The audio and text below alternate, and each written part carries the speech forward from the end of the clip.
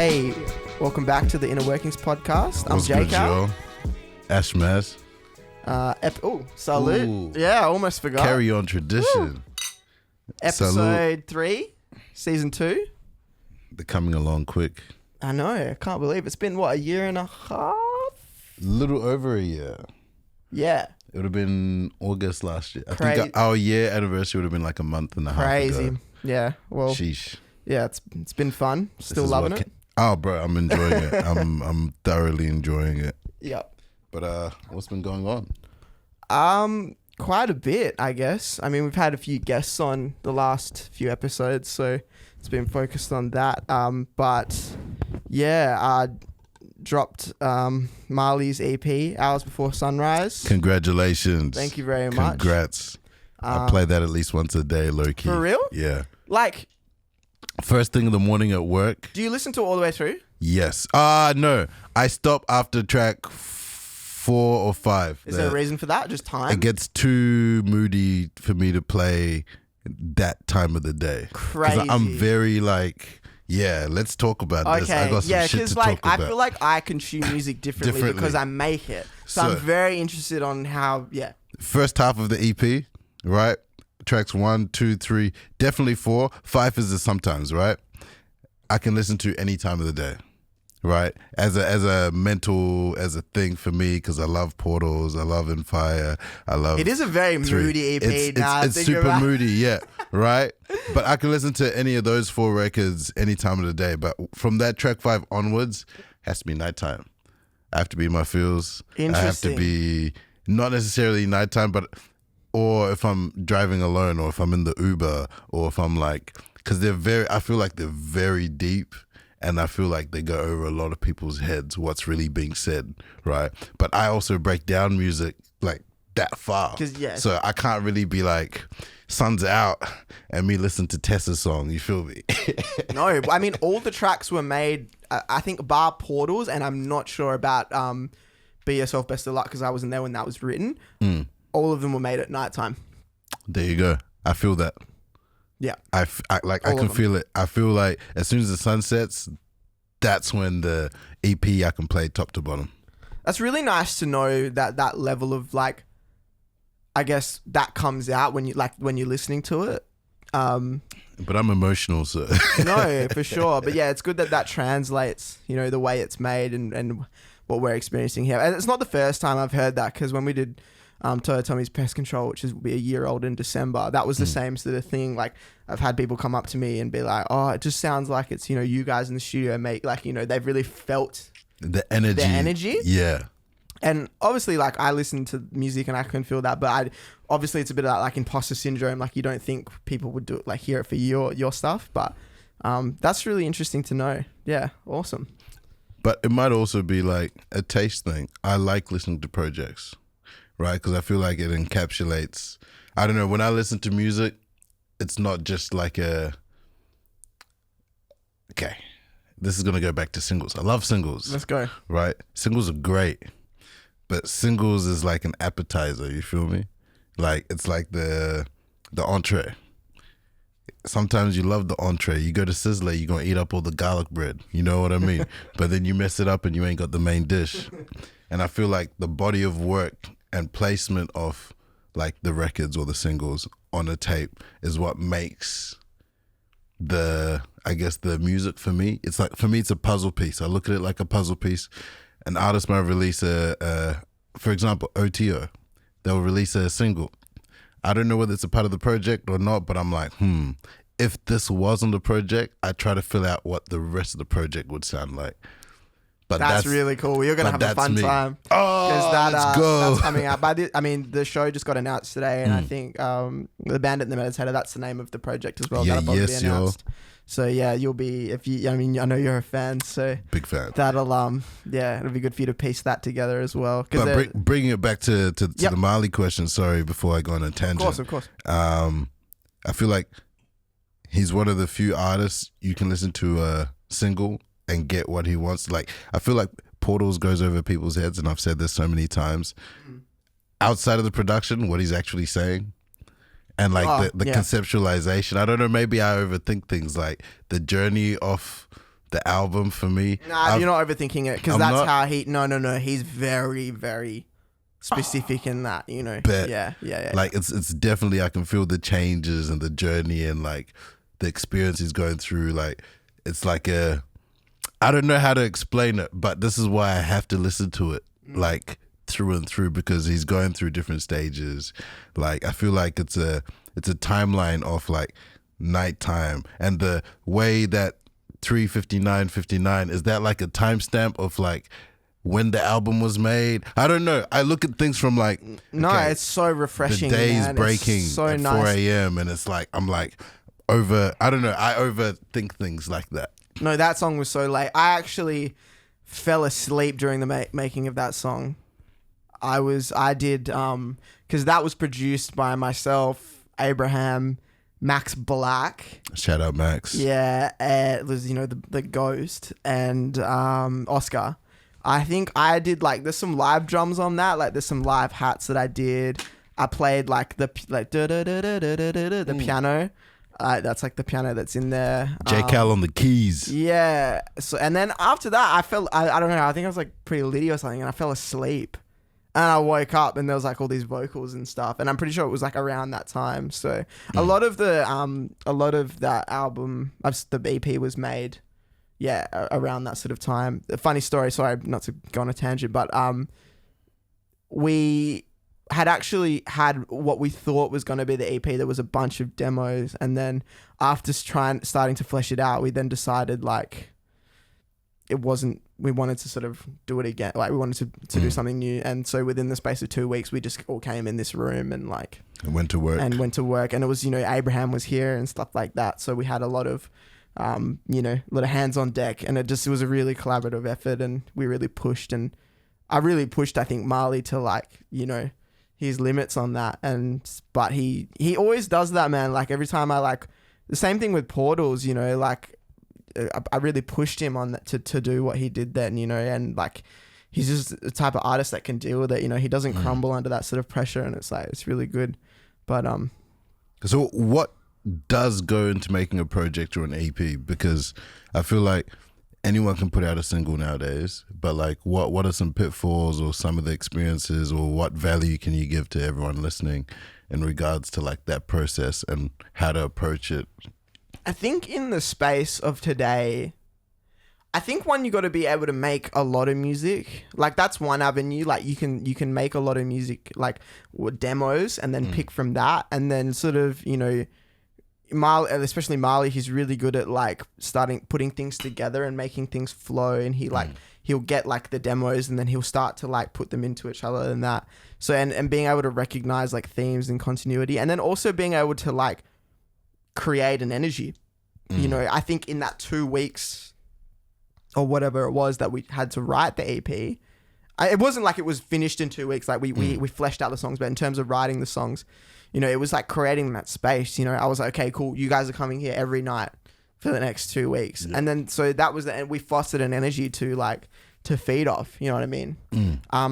So, and that's how it works. Like when you make music, it's like it just doesn't come from nothing. It comes from energy. So once you've made the demos and stuff, and you're sold on that, then after that, you've got to refine them. And that's like the hard bit. That's the fun bit, is making the ideas. That's fun. So the demos is the fun part. The demos are the fun part. Anyone can go and write a demo. It's like when you have to start committing to stuff and start like having to work it, That's why I shout out Abraham, because like he was like, he was a person on that EP that really helped me push it. He was in here till like 3, 4. We're gonna have to get him on. I know. Yeah. He's keen. But he was just someone that helped me push the song. So and that's part of it really well. And I mean, Abraham and I are a little bit older than Oscar and Marley, so we kind of have that experience. And I've with this, the stuff that Oscar and Marley are doing now, they're starting to kind of do that. I'm like, okay, once you guys write the demo,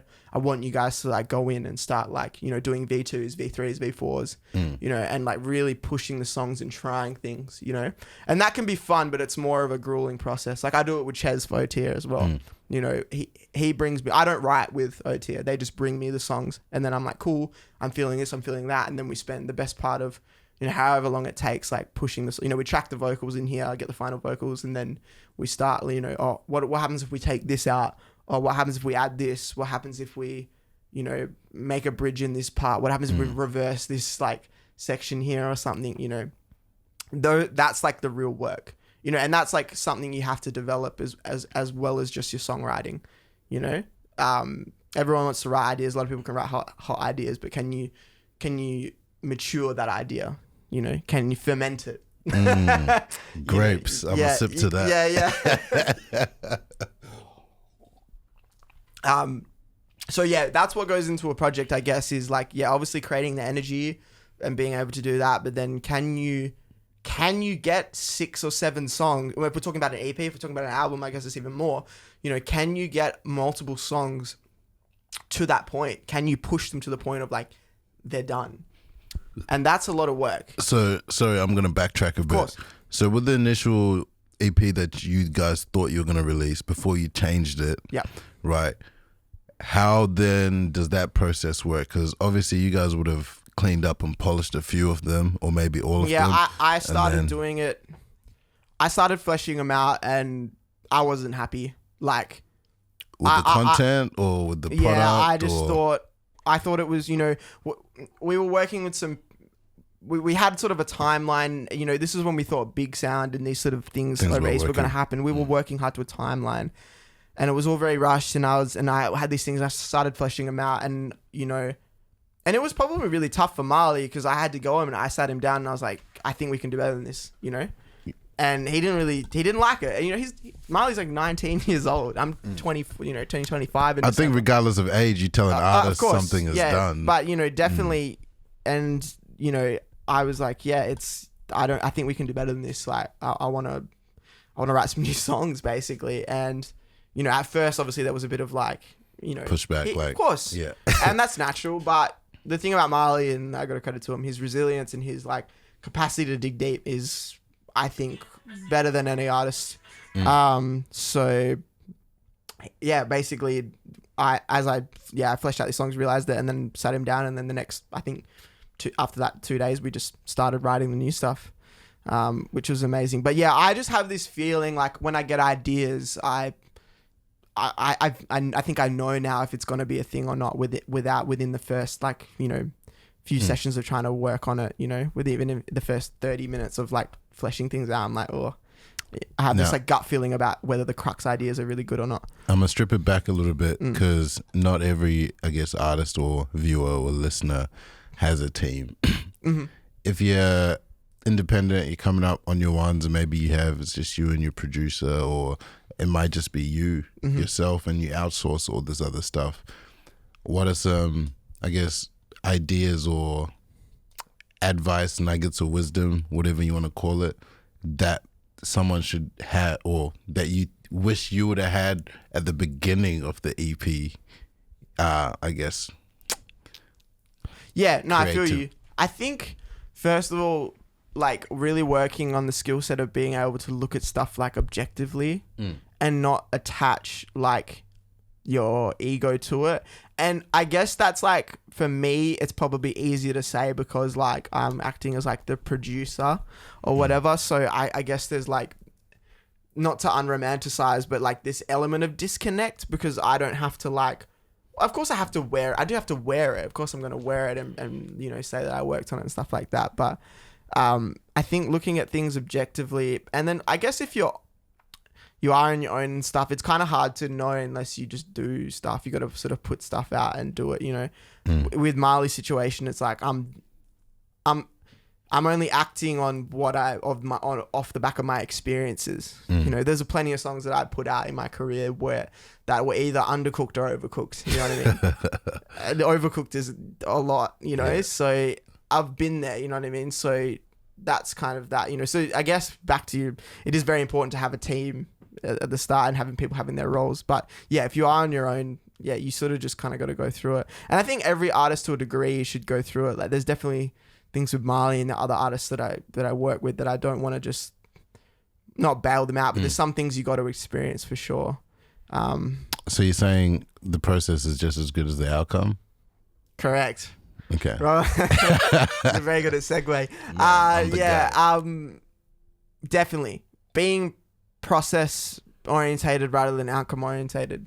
You know, it's very like everyone, especially within music, they're always just thinking about the finish line. Like that, I think it's like a dopamine thing in your brain of like, oh, this is so good, and then you instantly jump to like, oh, when I'm playing this on stage and when I'm releasing this and that's not a bad thing to jump to that point. I'm not saying I do that, of course. Like I'll make something like an idea I've done in, you know, it's an 8-bar loop at this point, and my mind's already jumped to like, oh, this is gonna be huge.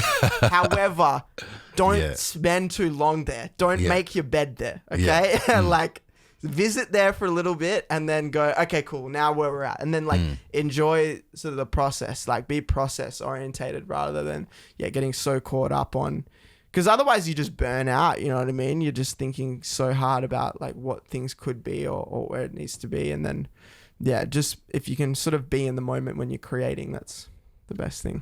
Now, having been involved with a lot of EPs coming out of the city recently, and I mean forthcoming EPs, how does it differ between each artist that you work with, either like directly with Marley or like indirectly with like other people's EPs? I don't know who else you're working with, but like for example, the OTA guys, you probably have a different like approach it's all process, a different process. So like I don't write with OTA directly. Like I don't create the ideas; they bring me the ideas. Ches is like the produces it, and so does Marley as well actually. But they sort of can bring me ideas at different stages. But with Ches and with the OTA guys, they'll bring me ideas, and then I'll select a few that I think, okay, cool, this is, we'll both be like, we're both vibing this, and then we come in. So it is sort of a similar process between Marley and OTA, but I think Ches, because he's a bit older, there's he puts more, the songs get a little bit more cooked before they come to me with Marley. However, now, because the Oscar and Marley were doing it for longer, that is changing. They're sort of more, I've been telling them to like start to cook the ideas more, and it's been great. They've been showing me stuff at the moment, like, their B3s, B4s, and it's like, they're really and you developing. Probably haven't touched them till they're like, They don't want to show me stuff now. They're like, oh, but and I love that, you know what I mean? Not on some ego shit. It's just like, I want people to develop their skills, you know what I mean? I think it's like important, you know what I mean? And I sort of see myself going forward as, I feel like I'm always going to write stuff, but I think like where my skills are best used is like, I'm good at like finishing ideas. I'm good at like seeing the vision for like a song. Even with Abraham, with his solo stuff, it's the same thing. He'll bring me, a song that's like a demo basically. And then, I get the stems and then we go from there. And in the last couple of years, I've really taken pride in that, in that being sort of my role. Not to say that I don't love writing, and I wrote a lot on the Marley EP, and I still write a bit on the OTA stuff, but it's more just like parts here and there rather than like fostering the whole idea. And I just think, going back to the thing we talk about probably freaking every episode of Division of Labour, it's like, it's important. Absolutely. Fresh. With you, going to you, how do you feel about, I guess, I was still talking about it, I guess the COVID landscape? It's a fluid mosaic model right now. Okay. I'll let that one simmer for a bit because there's too many moving parts. Okay. Things are changing on the daily. Does it concern you? Because you're a pretty relaxed, like you're a pretty calm guy. Like you don't. In what context? There's a lot of things that concern me, but whether or not they're big enough not of personal, concerns, because we're obviously in the context of the podcast, career-wise. Because I mean, for me, I guess at the end of the day, like I can, there's always going to be stuff floating around for me to do, whether there's commercial work or It's definitely stunted. Like from the event side of things, it's put us behind, because like we plan 12, 18 months or have like a rough like idea of like, okay, like 2020 for us, we know what we want to do in in 2022, sorry. Damn, I'm still stuck last year. Dude, I feels like we've lost a year, It's crazy. So we have an idea of what we want to do. We have an idea of the months that we want to do it at. Whether or not we can execute it is a different thing, because like just the nature of the world right now, things aren't going to plan. Prior to COVID, we could do a calendar and be like, cool, we want to do these shows, fly this person in these dates, and have it all in advance 6-8 months and know that it's locked in. Now we can't even think that far. I recently, just 2 days ago, one of the guys from over east, we wanted to fly in twice this year, but couldn't because of the, different lockdowns both in Perth and Melbourne. Hit me back up. I was like, bro, let's scheme for, and I'm like, bro, it's just too far away. Like, I now don't have the luxury. So many variables. Yeah, too many variables for us to plan and start organizing and put time into something that's 5-6 months away. Because if it doesn't happen, all of that time, energy, and resources could have been used better elsewhere. So it's made us really like short to medium term in terms of thinking, but obviously still have like that long term idea of, okay, are we still going to our true north, right? Are we going the right direction? Sure. Is it the path that we plotted or thought we were going to? No. Is it at the speed or the pace we wanted to? No. But at least we know we're still going towards that direction. It's just making things take more time. But for me, the one issue I have with it is I'm not getting any younger, right? Here's some exclusive shit right here. I'm now getting to the point where I'm like, do I even want to be in the events game? Right. Because I've been in it since 19. It's damn near a decade coming up in a couple years. So I'm like, I've been in it for that long. I know where it can go. The industry hasn't been the same since. Yes, like prospects are still there and it's still fun, but I'm also feel like I'm getting to that point in my life where like, I don't know, maybe I'm just getting tired of it. I don't know. Maybe but do you it's still love it? You're not sure. I love it. I love aspects of it, but I'm starting to dislike a lot of aspects of it too. That are caused by COVID? Not just that. COVID just exacerbated it. Right. Yeah.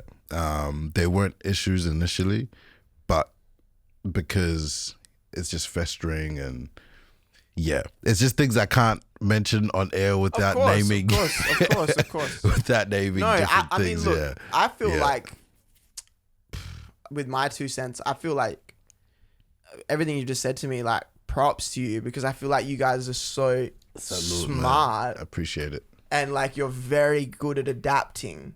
And like, I feel like that's what is going to set you apart. And I feel that's why you'll come out of this so well. It's so like on the other side, because you've been able to do that. Because like, resilience is a thing, you know what I mean? Like, people want to throw in the towel, and I've seen it even some friends of mine who are front of house engineers and all these things, be rewarded for sticking with it, because a lot of people already have gone, I don't want to do this anymore.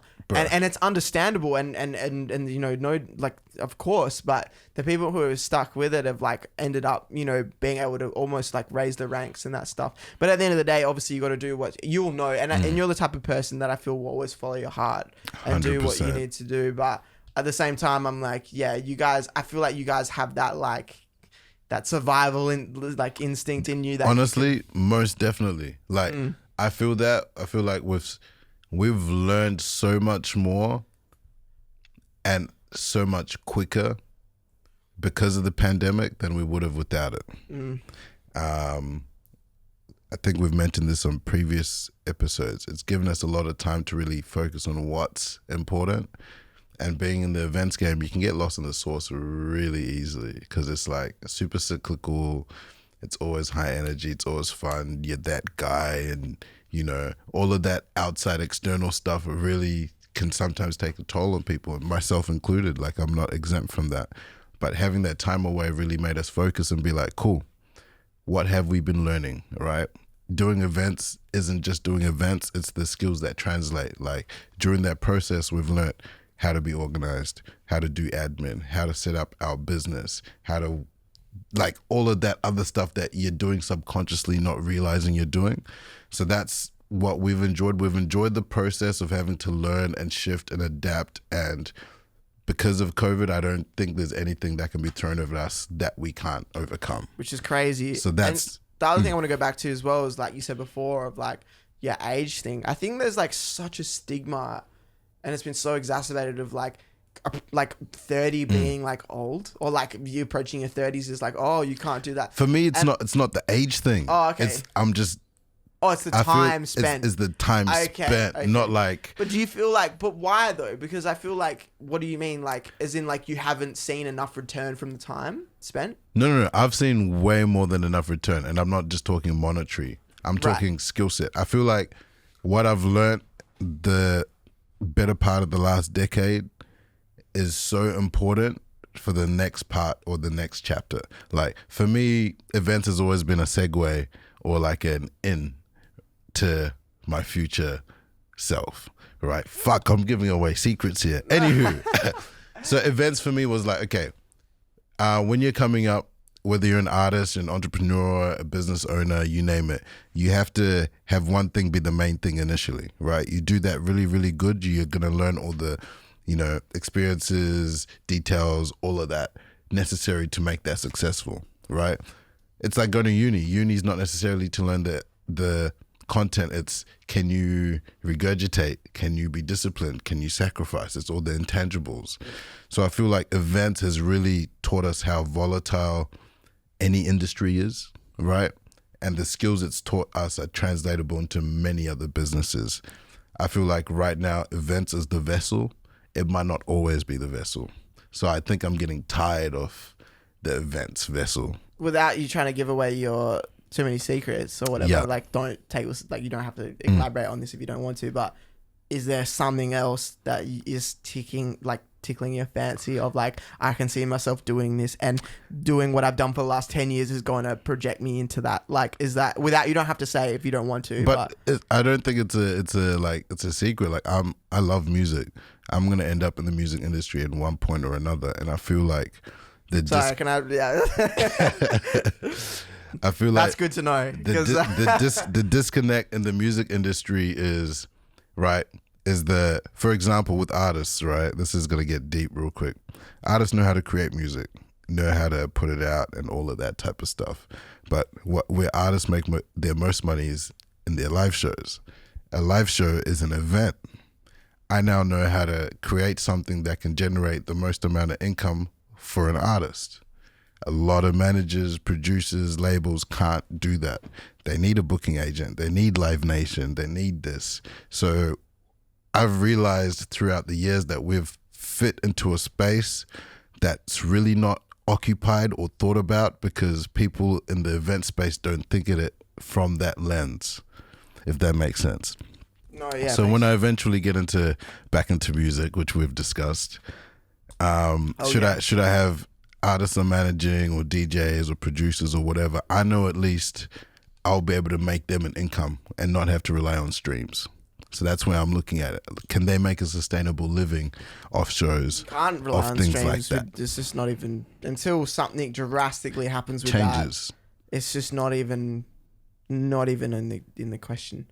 Because even to be able to get the amount of streams that would be able to self-sustain, anyway, you have to spend so much money and time in that. It's just not really, like you're saying, live shows and merch is where it's at. Is where it's really at. So I'm literally, shout out. Yeah. You see, it's end of the day, it's a business. As an artist, you might not be relevant for 10 years, right?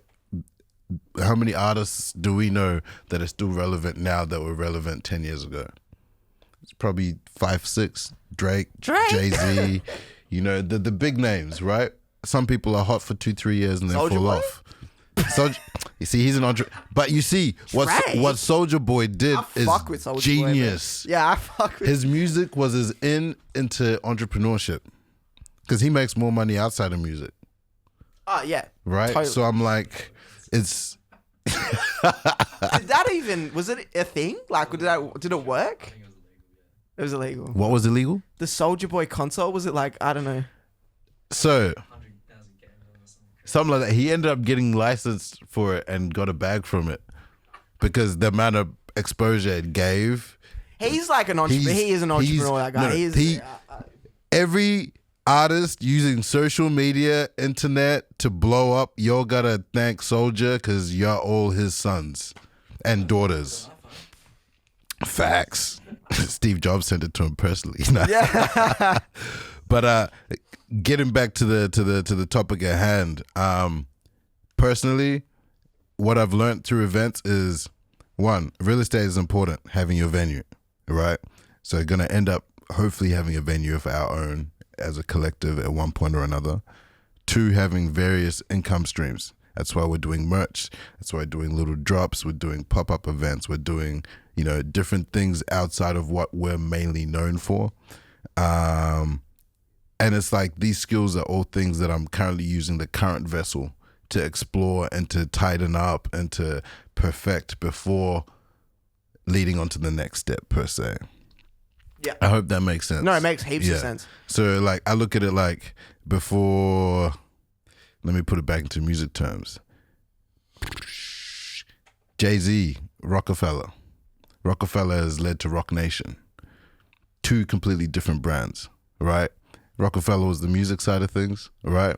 The Rockefeller Records turned to a merch line, turned into an entity, started doing venues. He owns a nightclub, does this, and now he's got Rock Nation, which is partnered with Live Nation, which is one of the biggest music touring agencies in the world. Whether or not he's on it or his artists are performing on it, he's still getting a check, right? So that's kind of where I'm looking at things, where it's like events might open certain doors or put me in rooms with people in different lanes that might be involved in areas I want to be involved in, but because I'm also... Yeah, this is nice to hear now, because you're just basically, you're like expanding, or you're forward expanding thinking. Yeah, for a second I thought you meant like, oh, you and not that would be not to say that wouldn't be okay, but it looked like you thought you were gonna deviate path. But it just feels like to me you're like, okay, cool, doing the events is like open doors to like, okay, I feel like we can do this now, and it's still like within the same space, which is awesome. That's great to hear. And the good thing is, as we step up from or away from events, we've now got teams that can step into these roles, right? That can now make a living off what we had been doing for so long, and they're now learning that side of the business, so that if or when they want to spread their wings and go, they have the tools equipped to be able to do that for themselves, right? By then, we'll be able to be like, cool, we'll just train someone to fill in that role while we operate on like what I've just been explaining, on the things that we want to put our time and passions into. So it's like, that's kind of what I mean by like moving away more so from events being the main thing. It's still going to be a part of what we're doing, but in a different context. It's so exciting. Sense. I love hearing this stuff, man. That's awesome. And you guys, I've always loved what you guys have done. You especially. Appreciate it, man. Yeah, again. Likewise. But it's really, really nice. And excuse me. You guys are like big inspirations to me. The way you guys move and adapt and do things, and the maturity that you guys have is just incredible. So, all props to you for that. And that's really, really exciting. So, thanks for the insight on that. What about yourself, man? In what? What about myself? Where, like, if we're going to talk about what, where I'm headed, like, what's in store for you? Like, where do you see eventually what your skill sets and experiences have taken you? Where would you like to see that, grow and come into fruition too? I think developing talent. I think that's what I can do. Like, I could be able to do well on a big stage, on a big scheme, and having a team that's able to find it, and then not just be like, okay, develop on a creative sense, but like, okay, having people like yourself and whatnot be able to turn that into, okay, how are we going to crunch the numbers and turn this into a business, like turn things that are an idea into like actual forces, so whether that's no, you go. I really resonate with what you're saying about the development side of things, because I've seen you develop artists, develop producers, DJs even. I know you give, I'm not going to mention names, but I know how much you give to that creative community and give people opportunities. You lend people your decks and stuff like that, and that's all part of development in one way or another. I'm passionate about people doing stuff. Like, really, honestly. I'm always, and like anyone watching this and stuff, like, you can always reach out to me. Like, I'm really passionate about. But also on that note, sorry. No, of course. Don't get it twisted. Don't just reach out if you ain't about it, because like we can sniff that shit out. Oh no, yeah, I will sniff that shit out of you. That's But if you're about it, they won't. They won't anyway. Anyway. But yeah, I'm passionate about helping people doing stuff and being able to share my knowledge and all that sort of stuff. And yeah, I feel like I'll always like be involved in the studio somehow, but I can definitely see myself finding not just talent, but people with the right mindset of like, okay, this person can sing or rap or whatever really well, but they're also willing to work. And I feel like, and I feel like you're the same with this. Like we're really good at reading people's energy, Facts. And the stuff that they bring. So I feel like that's a skill set that I have. But yeah, there's so much stuff I'm doing at the moment. And I feel like, I'm 25 in December. Like, I feel like next 5 years for me is really important. Like, it's like, I feel like your 20s are like your SpongeBob years. Like, yes, soak it in. SpongeBob. Bob, yes. Yo, that's the one. That's the quotable for today. SpongeBob. Who lives on a pineapple under the sea? Yeah, bro. I'm living in the pineapple under the sea right now, bro. Like, that's what I'm trying to do. I'm like trying to learn as much as I can. Not even just music. Like, I've been grinding the last 5 years, like learning everything I can about production and music. But like, now I'm like, I have an accountant and stuff. Like, I'm like, all right, I'm gonna sit in with you. Show me how you're doing. Like, show me how you're lodging my back. Like, I want to learn all of this stuff. Like, I don't know if maybe I'll do an MBA. It's pretty hectic, but I would like maybe look at doing something. Yeah, no. Fuck that. Yeah, fuck that. I'm not going back to school. Okay. See, I've never been to school, so that's me being yeah. like very naive, being like, oh, this would be cool. But also, I don't think I realized how much time and effort that would maybe. But in also saying that, stay in school. Because if I wasn't in school, I would have never learned that business clicks for me like that.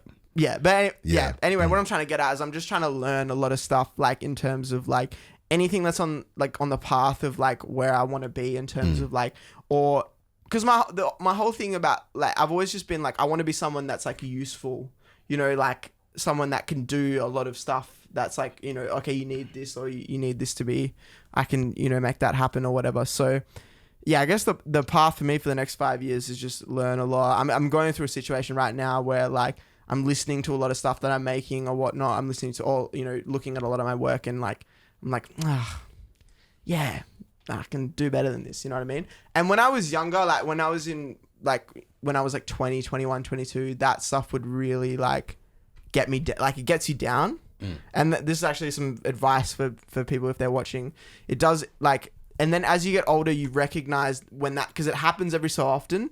And you start to understand it because you're like, okay, cool. That's just my brain going, okay. Like that's you leveling up. It makes you feel uncomfortable. You're like, oh shit. Like I'm listening to this and like, oh, it's cool, but it's not really what I want. That is the best. If you don't have that, you're fucked. Facts. You're fucked if you don't have that, because it means you don't have any like point of reference. You don't have any feedback. You don't have any self-feedback. So, and I feel like sometimes it's like, I feel like when I stagnate, I feel that way. And then I start feeling down and I'm like, what's going on? And it's just because I've just become, I'm no longer challenged. Yeah. And I feel like I need that challenge. You need that. Yeah. But it gets easy. As you get older, it gets easier, like, because you start to understand the feeling more. When it happens the first 2 or 3 times, you're like, this sucks, and you feel really bad, but you always come out of it. If you have the resilience and if your heart's in the right place, you always come out of it. So yeah, I guess for me, I think running a label or a publishing company, something like that could be the vibe. But I don't know. At the moment, I'm just going back to what we're talking about being process oriented. I'm focusing on like, what am I doing every day? Like, am I spending the hours doing every day? Of course, I'm envisioning going forward.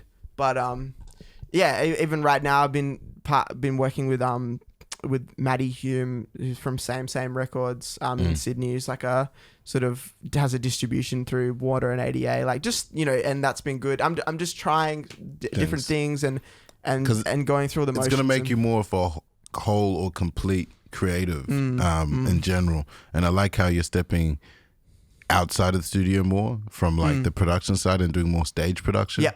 Like, and I love that. I know you're building more shows and you're very passionate about that because it's still related, but you're not confined by the walls of the studio or the computer. You're actually like putting things and arranging things. I love that. And then, I just have trust.